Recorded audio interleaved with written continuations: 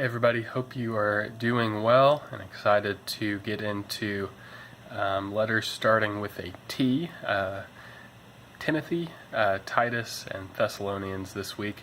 So I hope you are excited to get into these letters. Your course load this week should be not quite as extensive. In addition to your reading, you will just have one contextualized application assignment as well as your 2 discussion posts.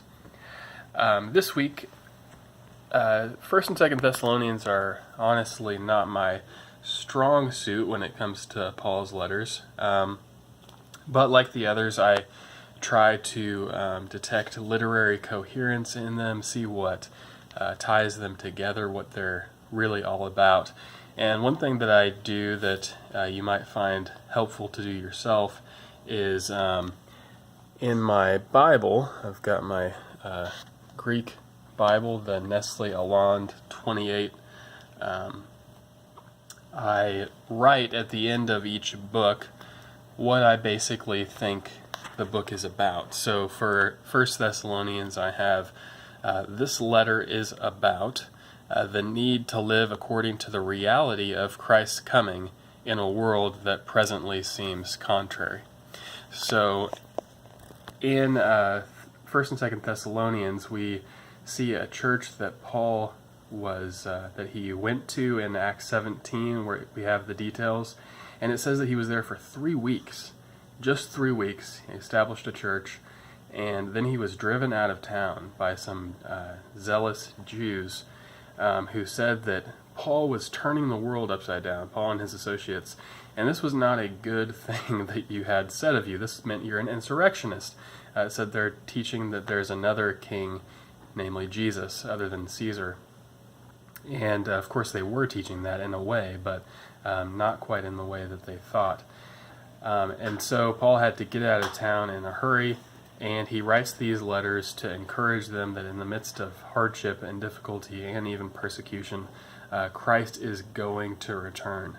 And this has extreme implications in church life, because oftentimes things don't seem like Christ is going to return, but Paul assures them that is the ultimate reality.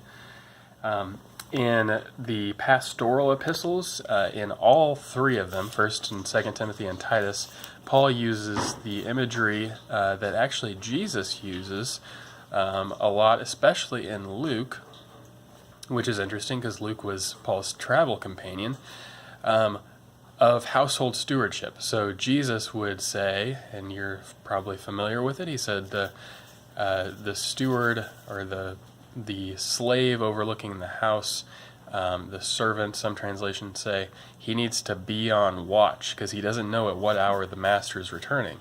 That's the language of household stewardship in the ancient world. Oftentimes, incredibly rich people would own not just a property that they lived in, maybe in Rome or some other larger city, but they would own property in the country, and they would not live there.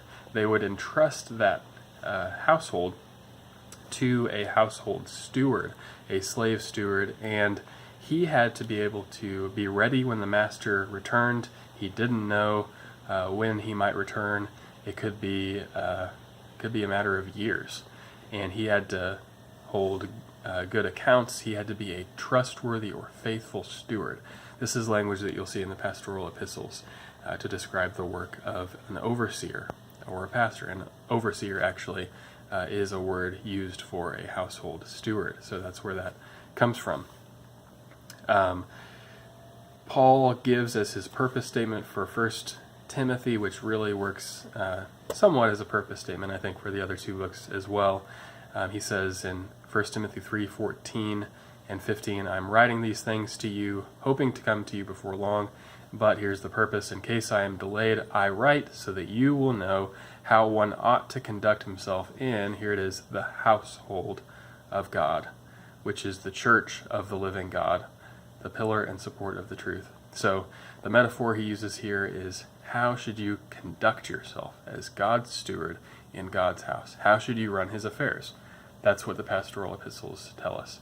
So I hope you will enjoy studying these books, and I look forward to interacting in discussion posts and seeing what you have to contribute and how much you're going to learn.